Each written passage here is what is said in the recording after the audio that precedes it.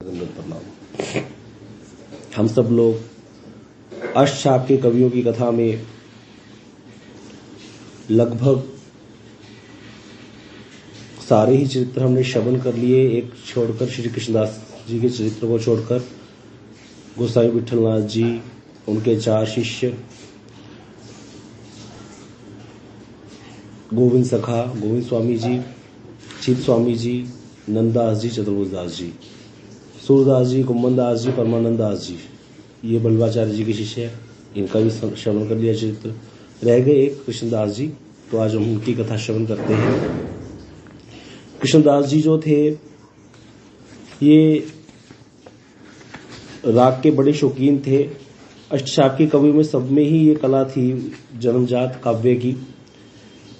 इनका जो जन्म था वो अहमदाबाद के निकट चिलोत्रा गांव में हुआ था, पटेल परिवार में। गुजराती थे।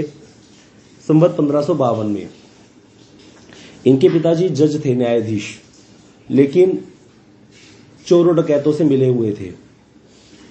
थोड़ा पैसा स्वयं रख लेते थे और बाकी चोरों डाकू को दे देते थे। जो भी इनके वहां रुकता था, कोई केस आता था इनके पास, तो ये पैसा खाते थे और गलत जो है फैसला दे देते थे। एक बार कोई बंजारों की बस्ती लगी इनके वहां, और इनके पिताजी ने 12,000 रुपये लुटवा दिए वहां से। 2,000 रुपये चोरों को दे दिए, 10,000 रुपये आप रख लिए। अब जो वो न्याय मांगने के लिए इनके पिताजी के पास आए, तो इनके पिताजी उनको गाली देने लगे कि तुम लोग अपना पैसा जो है ध्यान से नहीं रखते और आपके पास 12,000 रुपये आए भी कहां से है। तो बेचारे रोने लग गए। कृष्णदास जी को सब पता था, ये तो बड़े भक्त थे भगवान के शुरू से ही, तो इसीलिए इन्होंने बंजारों को सारी बात बता दी जाके। बोले आप बादशाह के पास जाओ, मैं जाकर के गवाही दूंगा। और ऐसा ही हुआ, उन्होंने बादशाह को बता दिया। इन्होंने बयान दिए, बादशाह ने दोनों पिता पुत्र को बंदी बना लिया। तो कृष्णदास जी ने आकर वहां गवाही दे दी कि मेरे पिताजी ऐसे ऐसे करके जो है चोरों से मिले रहते हैं। बादशाह ने कृष्णदास जी को बहुत शाबाशी दी, पसंद हुआ। बोले कुछ मांगो। बोले मुझे कुछ नहीं चाहिए, बस मेरे पिताजी को दंड ना दिया जाए। राजा ने ऐसे ही किया, कोई दंड नहीं दिया। उसके बाद ये घर नहीं गए, तीर्थ यात्रा पर निकल गए, दोबारा कभी घर नहीं गए, क्योंकि सच्चे थे। मथुरा आ गए। मथुरा आए तो मथुरा विश्राम घाट पर आचार्य पाद के कुछ शिष्य मिले। उन्होंने आचार्य पाद वल्लभाचार्य जी की महिमा सुनाई, तो इनके मन में दर्शन की इच्छा हुई वल्लभाचार्य जी की। तब वल्लभाचार्य जी गिरिराज जी में थे। जब गए तो पहली दृष्टि में अपने नित्य गुरु को पहचान लिया। चक्षुदान दीला जई, जन्मे जन्मे प्रभु से, दिव्य ज्ञान हृदय प्रकाशित। गुरुदेव जो है वो दिव्य चक्षु प्रदान करते हैं। जब पता चलता है कि मेरे तो ये जन्म जन्म के गुरुदेव हैं, आज का मेरा इनके साथ कोई संबंध नहीं है, तो वहां जाकर गिरिराज जी में वल्लभाचार्य जी का ब्रह्म संबंध कराया, दीक्षा दी, संप्रदाय का रहस्य बताया और सारी सेवा का भार इन पर ही छोड़ दिया थोड़ी ही देर में। तो बड़ा सुंदर यहाँ बताते हैं, कहते कि वल्लभाचार्य जी का जितने भी उपदेश दिए वल्लभाचार्य जी ने भजन के, उनको पालन करने में ये गुणों के भंडार थे। भजन के सागर बोला जाता है इनको। और बिना भक्ति के कोई सद्गुण आ ही नहीं सकते। एक श्लोक है भागवत में, यस्य अस्ति भक्ति भगवती अकिंचना सर्वे गुणे तत्र समासते सुरा हरो भक्तस्य कुतो महद गुना मनोर्थे नास्ति भावतो दही धावतो बहिर। कह रहे यस्य अस्ति भक्ति भगवती अकिंचना, जहां पर भगवान की अहेतु की अकिंचना भक्ति विराजमान है हृदय में, सर्वे गुणे तत्र समासते सुरा, सब गुण वहां पर अपने आप आकर के विराजमान हो जाते हैं। सारे दिव्य गुण उस व्यक्ति के अंदर आ जाते हैं। हरो भक्तस्य कुतो महद गुणा, बोले ये जो महद गुण है जो कि महापुरुषों के अंदर होते हैं, वो किसी अभक्त के अंदर कैसे आ सकते हैं? वो कौन अभक्त किसको बोला गया? जो अपने मन रूपी रथ के ऊपर विराजमान होकर के विषयों की ओर धावित हो रहा है। मन ने कहा चलो गोलगप्पे खाएं, जीवा का स्वादन बढ़ गया, कहीं और भाग लिए। और कहीं घूमने की इच्छा होगी तो घूमने चले गए। तो ये जो मनोरथों के कारण बाहर भाग रहे हैं, उसके अंदर कैसे गुण आ सकते हैं? तो ऐसे कृष्णदास जी बड़े ही सद्गुणों के भंडार थे। और सबसे बड़ी बात थी कि ये सेवा में बड़े दक्ष थे। मैनेजमेंट स्किल्स बहुत थी इनके अंदर। कोई भी संस्था होती है ना, उसमें सबसे ज्यादा बड़ी कमी कहां पर हो जाती है संस्था फेल होने में? जहां पर मैनेजमेंट के स्किल्स नहीं होते। कोई भी देख लेना आप, भारत में लोगों के अंदर मैनेजमेंट स्किल्स बहुत कम है। ये कहने की कोई अतिशयोक्ति नहीं है, ये बात सही है। क्यों? क्योंकि देखा जाता है कि कोई संस्था होती है तो उसमें थोड़ी देर बाद ही लड़ाई झगड़े शुरू हो जाते हैं और उसको सही तरीके से मैनेज नहीं कर पाते लोग। या तो पद के लिए झगड़ा या पैसे के लिए झगड़ा, कई प्रकार के झगड़े सामने दिखते हैं। प्रॉब्लम को सोल्व करने की बजाय प्रॉब्लम को बढ़ाने वाले लोग ही ज्यादातर इकट्ठे हो जाते हैं ट्रस्टों में और सही तरीके से संचालन नहीं हो पाता। इसीलिए आजकल के पढ़े लिखे युवा या जो लोग हैं समझदार थोड़े बहुत, वो किसी भी पचड़े में पड़ते नहीं, ये बहुत देखा जाता है। लेकिन एक सिंपल सी बात है, बड़ी साधारण बात है कि भाई कोई भी जो भक्ति का भी अगर हम कार्य कहें कहीं चला कैसे चलेगा जब तक कोई व्यक्ति आगे आकर के उसको मैनेज नहीं करेगा। लेकिन वही बात होती है कि मैनेजमेंट स्किल्स सबके अंदर नहीं होते। ये मैनेजमेंट स्किल्स सीखना बड़ा जरूरी होता है। एकमात्र संस्था है, चाहे कोई कैसे भी कहे, इस्कॉन, जिनमें मैनेजर स्किल्स बहुत है। अंग्रेजों के अंदर बहुत मैनेजमेंट स्किल्स होती हैं। इसीलिए वो संस्था अभी कितनी बढ़िया चल रही है आज भी। प्रभुपाद जी, स्वामी महाराज जी को गए कितने साल हो गए, लेकिन वो और भी बढ़ता जा रहा है प्रचार। जगह जगह मंदिर खुल गए हैं। अब कोई लोग कहते हैं ये लोग पैसा इकट्ठा करते हैं। भाई जो भी करते हैं पैसा इकट्ठा करते हैं, मंदिर तो बन रहे हैं कि नहीं बन रहे। कोई कहते हैं जी पैसे इकट्ठे करके अपने घर में रखते हैं, तो फिर इतने मंदिर कैसे बन रहे हैं? इतनी जगह पर इतने लोग तिलक लगाए दिखेंगे आपको, कहां से आ रहा है वो सारा कुछ? कहीं ना कहीं तो खर्च होता ही है। और दूसरी बात, अगर इनके अंदर ये मैनेजमेंट स्किल्स ना होते तो हमें तो किसी ने नहीं रोका ना। हमें आकर किसी इस्कॉन वाले ने थोड़ी बोला कि तुम लोग प्रचार ना करो, तुम लोग कुछ ना करो। हमें तो किसी ने नहीं रोका, हम लोग कर ले। उनके अंदर कुछ है ना पावर। कितने लोगों को बिना धर्म परिवर्तन के इन्होंने हिंदू बना दिया, सनातनी बना दिया। कितने ही जो मलेच्छ है ऐसे जो कुछ भी भक्ष्य खा लेते हैं, कहीं भी कुत्ते और कुत्तियों की तरह जो है जैसे भोग भोगते हैं सड़कों पर, ऐसे वाले लोग जो थे उनको कितना आचरणशील बना दिया। साड़ियां पहन करके घूमते हैं। और उनके जो प्रभु जी लोग हैं जो वहां पर कपड़े ही नहीं ढंग से पहनते, यहां पर आकर के धोती कुर्ता पहनते हैं, भजन करते हैं। कितनी बड़ी बात है। मैनेजमेंट स्किल्स की बात कहो तो क्या इनकी मैनेजमेंट होगी। कोई मंदिर होगा वहां बाथरूम की फैसिलिटी, हर तरह की पानी की फैसिलिटी, सब तरह की व्यवस्था होगी। अगर वो फैसिलिटी खराब करने वाले होंगे तो वो भारतीय लोग होंगे। इन लोगों में कभी देखा नहीं जाएगा। ये बड़े एटिकेट्स के साथ चलते हैं।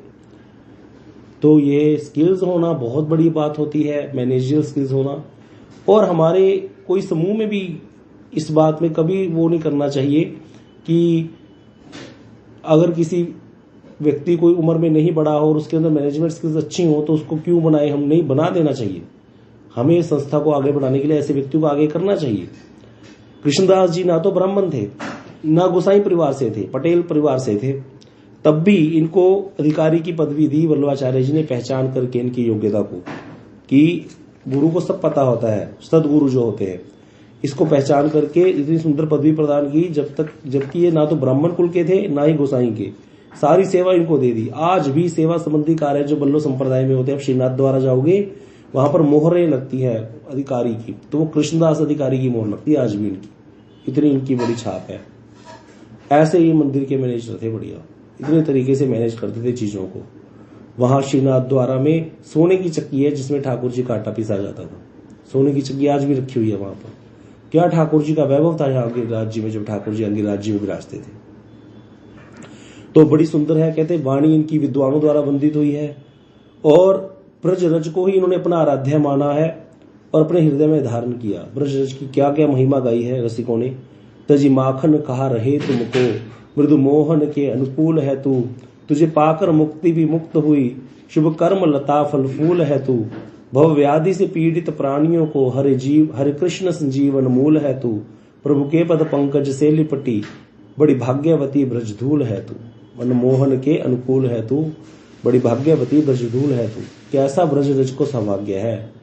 जिसकी ब्रजरज के प्रति निष्ठा है उसको सब कुछ मिल गया, क्योंकि ये साधारण रज नहीं है जिसमें ठाकुर जी नंगे पांव चले हैं। और कितने ही नित्य लीला में ठाकुर जी आज भी जहां पर विराजमान है। इसीलिए लोग आते हैं वृंदावन। वृंदावन क्यों आते हैं लोग? इस रज को लेने। जो रसिक है उनको पता है इस रज की क्या महिमा है। बोले जो सौभाग्य ब्रज रज को मिला है वो अयोध्या की रज को भी नहीं मिला, क्योंकि वहां तो राम जी खड़ाऊ पहनते थे, लेकिन यहाँ पर कृष्ण ने पादुका नहीं पहनी। बोले मैया जब मेरी गैया जो है अगर ये पादुका पहनेगी तो मैं पादुका पहनूंगा। जब गैया नंगे पांव जा रही है तो मैं क्यों, मैं तो ग्वाला हूं, मैं भी फिर नंगे पांव ही जाऊंगा गैया चराने। तो इस तरह से ब्रज को सौभाग्य प्रदान किया। स्वयं चैतन्य महाप्रभु जी ब्रज रज का ही तिलक लगाते हैं। हमारे जितने गौड़िया आचार्य हैं, गौड़िया वैष्णव जितने भी हैं, वो यही गोपी चंदन जो है ये ब्रज रज ही है, इसको ही माथे पर धारण करते हैं। तो ऐसे करके बड़ी सुंदर, और इन्होंने हमेशा भगवान के श्रेष्ठ भक्तों, जिनको हरिदास वर्य कहते हैं, उनका ही संग किया। हरिदास वर्य का अर्थ दो होता है। हरिदास वर्य होता है भक्तों में श्रेष्ठ। हरिदास वर्य कौन है? जैसे कुंभन दास जी के लिए हरिदास वर्य हो गए सूरदास जी महाराज, वो इनके गुरु, बड़े गुरु भाई थे कुंभन दास जी महाराज, सूरदास जी महाराज और पम्बानंद दास जी महाराज, उनका संग किया। और सबसे बड़े हरिदास वर्य कौन है? गिरिराज जी महाराज। गिरिराज जी भगवान भी और भक्त भी हैं। गोपियों ने हरिदास वर्य कह करके स्तुति की है, तो इसीलिए गिरिराज जी में भी रह करके इन्होंने उनका भी संग किया। तो जो गिरिराज जी में रहता है वो बहुत श्रेष्ठ वैष्णव का भी संग कर रहा है, अगर देखा जाए तो। इस तरह से इनका था जीवन। और जब पहली बार उनको दीक्षा मिली, पहला पद जो गाया बड़ा सुंदर था। तब ते श्याम शरण हो पायो, जब से भेंट हुई श्री वल्लभ निजपति नाम बतायो। और अविद्या छूटी मलिनमति, श्रुति पथ आए दृढ़ायो। तब ते श्याम शरण हो पायो, कृष्णदास जन चारो जुग खोजत, अब निश्चय मन आयो। जब ते भेंट भई श्री वल्लभ निजपति नाम बतायो। इस तरह से कहते, मुझे मेरे गुरुदेव ने मेरी पहचान बता दी, और मुझे मेरे पति अर्थात मेरे पुरुषोत्तम, मेरे नाथ के बारे में मुझे ज्ञान करवा दिया, बोध करा दिया कि हमारे नाथ कौन है? श्री नाथ जी ही हमारे नाथ हैं। श्री भगवान ही हमारे सब कुछ लगते हैं। जब सेवा मांगी इन्होंने, तो वल्लभाचार्य जी ने कहा पहले श्री नाथ जी के दर्शन कीजिए, और फिर कहा कीर्तन की सेवा आपकी है। तो जब आचार्य पाद के साथ श्री नाथ जी का दर्शन किया तो बड़ा सुंदर पद गाया। कमल मुख देखत कौन अघाए, कि ठाकुर जी का मुख देख देख करके कौन है जो अघा जाए कि उब गए भैया, बस बहुत हो गया। सुनरी सखी लोचन अली मेरे, सुनरी सखी लोचन अली मेरे, मुदित रहे अरुझाए। मुक्ता माल लाल और ऊपर, जनफूली बन राय, गोवर्धन धर अंग अंग पर, कृष्णदास बलि जाए। ऐसी ठाकुर जी के रूप की महिमा गाई।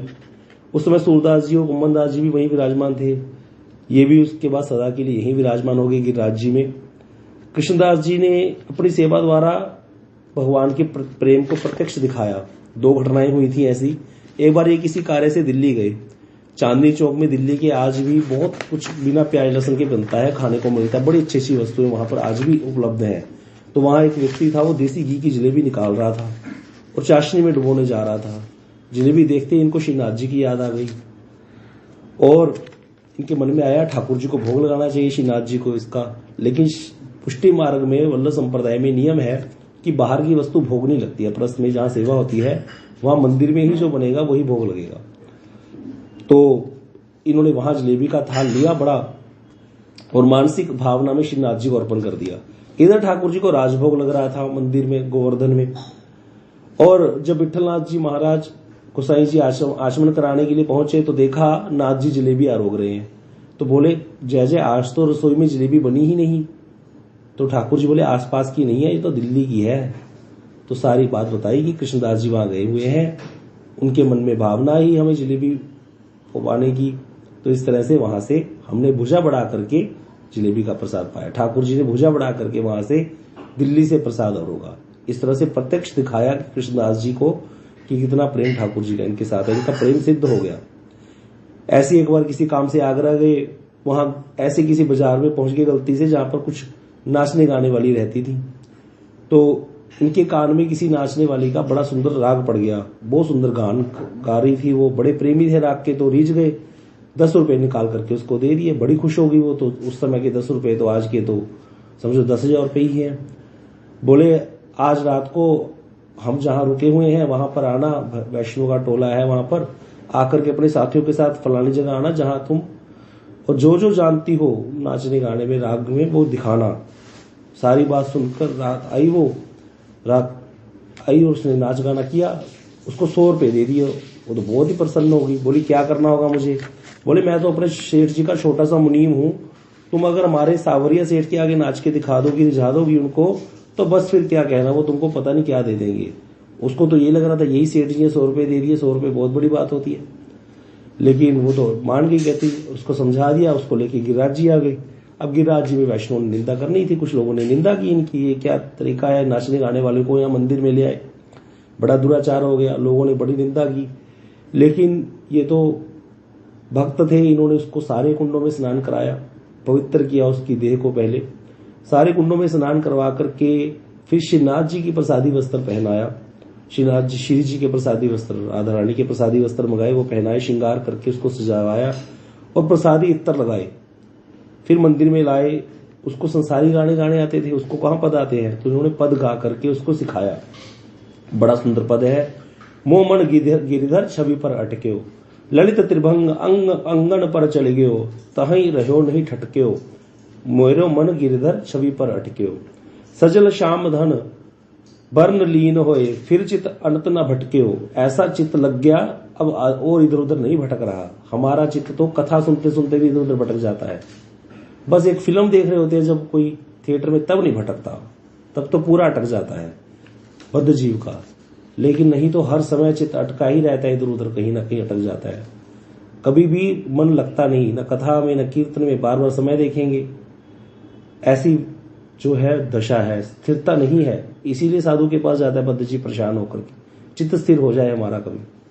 तो इसीलिए बड़ा सुंदर पद गाया। कृष्णदास की प्राण नछावर, यह तन जग सिर पटके हो। ऐसा सुंदर पद उसको याद करवा दिया। बोले तूने आज तक संसार को रिझाया है, तेरे अंदर जितनी ताकत है गाने की, उतनी ताकत से तू गाना ठाकुर जी के सामने, और जितनी ताकत है नाचने की, उतनी ताकत से नाचना। और अगर नाथ जी प्रसन्न हो गए तो फिर कहना ही क्या, वो तो प्रसन्न हो गई। जब ठाकुर जी के दर्शन खुले, दिव्य दृष्टि ठाकुर जी ने उसको दिव्य दर्शन कराए, अपने बलिहारी हो गई, प्रेम में बाबरी हो गई। अब उसने आलाप प्रारंभ किया। कृष्णदास जी ने पूछा, तुमने हमारे लाल जी को देखा? बोली हाँ देखा। अब उसने गाना शुरू किया तो श्रीनाथ जी को रिझा दिया, गा गा के बहुत नाचे। आखिरी पंक्ति गाते गाते प्राण छोड़ दिए, पछाड़ कर गिर पड़ी और नाथ जी की चौखट पर गिर करके ही सिर लगा करके वहीं पर प्राण त्याग कर दिए। कोई दीक्षा नहीं, कोई सेवा नहीं, कोई साधन नहीं, इसको कहते हैं कृपा। बड़ी जय जयकार हुई मंदिर में, भाई सब लोग हैरान हो गए, ऐसी गति प्राप्त हुई। तो इस तरह से बहुत है जो इनका ऐसा रहता है। बता रहे, अब जो गाने बजाने वाले थे वो तो बेचारे रोने पीटने लग गए, भाई हमारी तो आजीविका चलेगी, इसके द्वारा तो हम पैसा कमाते थे। कृष्णदास जी ने उनको 1000 सोने की मुद्राएं दे दी। बोले आप चिंता मत करो। तो सूरदास जी और कृष्णदास जी एक बार विराजमान थे। बड़ा सुंदर घटना है। पद रचना पर चर्चा चलने लगी। सूरदास जी ने कहा, आप ऐसा कोई पद गाइए जिसमें हमारे पद की छाप ना हो, हमारा पद का जैसे अलंकार राग अलग हो, हमारे जो जितने पद हमने लिखे उसका कोई छाप ना हो उसमें। अब सूरदास जी के तो 1.25 लाख पद हैं। सूरदास जी ने तो कह दिया इनको ये पद लिख कर लेके आते, तो ये कहते अरे ये तो मेरे उस पद की नकल कर ली तुमने, ये फिर वे लिख कर बोले ये तो उस पद का भाव है मेरे। अब सूरदास जी ने तो पूरी जो श्रीमद् भागवतम है दशम स्कंद पूरा लिख दिया पदों में, कुछ छोड़ा ही नहीं। वो इसमें क्या, या तो भगवान के रूप का वर्णन करेगा कोई पद में, या भगवान की कोई लीला का वर्णन करेगा, या भगवान के गुणों का वर्णन करेगा। हरि को देखो ऐसो स्वभाव, कोई ना कोई गुणों का वर्णन कर देगा, लीला का वर्णन करोगे, रूप का वर्णन करोगे, भगवान की रूप माधुर्य है, भगवान की प्रेम माधुर्य है, प्रेम का वर्णन कर दोगे, लीला माधुर्य है, भगवान की वेणु माधुर्य, वेणु का वर्णन कर दोगे। और वो सारा कुछ सूरदास जी ने पहले ही वर्णन कर रखा है। और सारे सारे अलंकार, जितनी काव्य की कलाएं हैं, 100 राग, सारा कुछ यूज कर रखा है, कुछ छोड़ा ही नहीं। बड़े परेशान हो गए, व्यंग्य करते रहते सूरदास जी। इनको बोले कोई ऐसा पद गाओ जिसमें मेरे पद की छाप ना हो। 5-7 पद ये लोग लेकर के आते लिख के। सूरदास जी बोलते इसमें तो उस पद के शब्द ले लिए तुमने, इसमें तो उस पद का भाव है। क्योंकि एक एक लीला पर 1,000 पद है सूरदास जी महाराज के। बोले कोई न्यारा सा पद लिख के लाओ। कृष्णदास जी बोले कल लिख कर लाऊंगा। सारी रात विचार करते रहे, परेशान हो गए, इसी चिंता में सो गए। श्रीनाथ जी को बड़ा कष्ट हुआ। रात को श्रीनाथ जी पद लिख करके सराहने पर रख गए कृष्णदास जी के, और कृष्णदास जी का नाम लास्ट में छाप उनकी दे दी कृष्णदास जी की। सुबह देखा तो दंग हो गए कृष्णदास जी, बड़े प्रसन्न हुए, ठाकुर जी को प्रणाम किया। सूरदास जी को भागे मंदिर की तरफ बताने के लिए। बड़ा सुंदर पद है, ठाकुर जी ने स्वयं लिखा है अपना ही पद कृष्णदास जी के नाम से। आवत बने कान गोप बालकन संग, ने चुकी खुर रेणु चूरती अलकावली। बहुत बड़ा पद है, हम नहीं गाएंगे इसको, ठाकुर जी ने लिखा है तो फिर थोड़ा गंभीर भी है पद। हृदय, लास्ट लाइन है, हृदय कृष्णदास बलि गिरधरन लाल की, चरण नख चंद्रिका हरती तिमिरावली। कि ठाकुर जी के चरणों के नख से जो छटा निकलती है ना, जो ज्योति निकलती है, वो पूरे संसार के अंधकार का नाश कर देती है। ऐसी कृष्णदास जी, ऐसी ठाकुर जी की छवि पर बलिहारी जाता है। ये पद ठाकुर जी ने स्वयं लिखा, कृष्णदास जी की छाप से लिख दिया। सूरदास जी ने पद पढ़ा, सूरदास जी तो हैरान हो गए, भाई हमारा पद में तो हमारे जितने पद है ये तो विलक्षण है पद, बिल्कुल हमारे पद का तो इसमें कुछ है ही नहीं। सूरदास जी बोले अच्छा आपने लिखा ये पद? तो कृष्णदास जी कहते हाँ जी हमने लिखा। और किसने लिखा? बोले आपके पिताजी में हिम्मत नहीं है इस पद को लिखने की, आपके पिताजी भी ये पद नहीं लिख सकते। बोले सच बताओ। अब कृष्णदास जी ने कहा ये बताओ पहले आपके किसी पद की नकल है इसमें? बोले वो तो ठीक है पर आप नहीं पद लिख सकते, सीधे सीधे बताओ। अब कृष्णदास जी ने सोचा छुपाया तो जा नहीं सकता ठाकुर जी से, सूरदास जी ने सारी बात बता दी। सूरदास जी बोले अब आप तो जाओ, कोई बात नहीं, हो गया काम आपका। सूरदास जी अब ठाकुर जी पे पीछे पड़ गए, ठाकुर जी पर बिगड़ गए। नाथ जी को बोले हम दो गुरु भाइयों के बीच में आप क्यों आ गए? आपको क्या चिल्ल मच रही थी? अब मैं तो चला अपने घर पे। सूरदास जी तो परासोली पहुंच गए। बोले खुद ही जब आप इतने सुंदर कवि हो तो मेरी क्या जरूरत है, खुद ही लिखा करो, खुद ही गाया करो और खुद ही रिझाया करो अपने आप को, स्वयं लिखो, स्वयं रिझाओ अपने आप को, स्वयं ही गाया करो। नाथ जी पीछे पीछे भागे, सूरदास जी के माने ही नहीं, रूठ गए सूरदास जी। अब कृष्णदास जी से बात की, कृष्णदास जी बोले कोई बात नहीं, हम सब हैं, हम गाया करेंगे, आप उनकी चिंता क्यों करते हो, आ जाएंगे 2-4 दिन में। लेकिन नाथ जी बोले कृष्णदास जी से कि मुझे तो सूरदास जी के पद सुने बगैर चैन नहीं है, ना मैं प्रसाद पाऊंगा ना मैं उठ पाता हूं, थप्पन भी नहीं हो पाता मेरा। कृष्णदास जी मनाने आए सूरदास जी को, लेकिन नहीं माने। श्रीनाथ जी स्वयं पहुंचे हैं परासोली में, सूरदास जी के पास कुटिया पे आ गए। सूरदास जी ने मुख मोड़ लिया, देखो कृष्ण आए हैं और मुख मोड़ लिया। हम लोग साधारणतः भी भगवान की तरफ पीठ करके नहीं बैठते, और यहाँ ठाकुर जी इनके घर आए हैं सूरदास जी के, परासोली गांव में जहां सूरदास जी की भजन कुटिया है, और ठाकुर जी को देख करके मुख मोड़ लिया। नाथ जी तो दुखती रख जानते थे, भगवान को क्या नहीं पता, चतुर शिरोमणि है। बोले आज मैंने सवेरे से मंगल नहीं किया, बाल भोग नहीं किया, राजभोग नहीं लगाया, राजभोग छोड़ करके आया हूं यहाँ पर, बस इतना सुनना था। बोले अरे ऐसा क्यों किया प्रभु? नाथ जी बोले तुमने पद नहीं गाए ना, तुम्हारे पद जब तक मैं सुनता नहीं, जब राजभोग में तुम सारंग के पद नहीं सुनाओगे तो मुझे भूख ही नहीं लगती, मेरे को भूखों को भूख ही ना लगे। सूरदास जी बोले कृष्णदास जी तो है। बोले कृष्णदास तो बालक है, ठाकुर जी कहते बालक के लिए, कहते उसके लिए तुम क्यों इतना वो करते हो? ठाकुर जी ने बोला नाथ जी ने, तो सूरदास जी बोले बालक के लिए तो पद लिख सको, हमारे लिए तो एक पद भी नहीं लिखा आपने। तो ठाकुर जी बोले, नाथ जी बोले जब समय आएगा तुम्हारे लिए भी पद लिख देंगे, चिंता क्यों करते हो? तो जब सूरदास जी का समय आया लास्ट, तो सूरदास जी महाराज जी को ठाकुर जी ने पहले ही बोल दिया कल आपका जाने का समय है, नित्य लीला में आने का समय है। तो सूरदास जी ने कहा प्रभु मेरे मन की इच्छा थी कि मैं आपके लिए 1.25 लाख पद लिखूं लीला के आपकी, अभी तक मैं आपकी लीला के 1 लाख पद ही लिख पाया हूं। ठाकुर जी कहते समय तो नहीं मिलेगा, लेकिन वो जो वायदा हमने आपसे किया था वो पूरा करेंगे। 25,000 पद ठाकुर जी ने एक ही रात में बैठ करके सूरदास जी की तरफ से स्वयं लिख दिया, और उसमें छाप क्या दी? सूर श्याम। इसीलिए कुछ पदों में सूर श्याम छाप है। मैया मोही दाऊ बहुत खिजाए, उस दिन उन्होंने पद सुना था, उसमें सूर श्याम मोहे गोधन की सो, मैं माता तू पूत, लास्ट में ये आता है, वो पद ठाकुर जी ने लिखा है। मैया मोही दाऊ बहुत खिजायो, लास्ट में छाप दिया है सूर श्याम, पहले भक्त का नाम सूरदास फिर अपना नाम। जिस पद में लास्ट में सूरदास है वो सूरदास जी का पद है। इस तरह से हुआ। एक और छोटी सी कथा आती है कि एक गंगा बाई नाम की शक्तरानी थी, और इनकी बड़ी मित्रता थी कुम्मन दास जी, कृष्णदास जी की उनसे।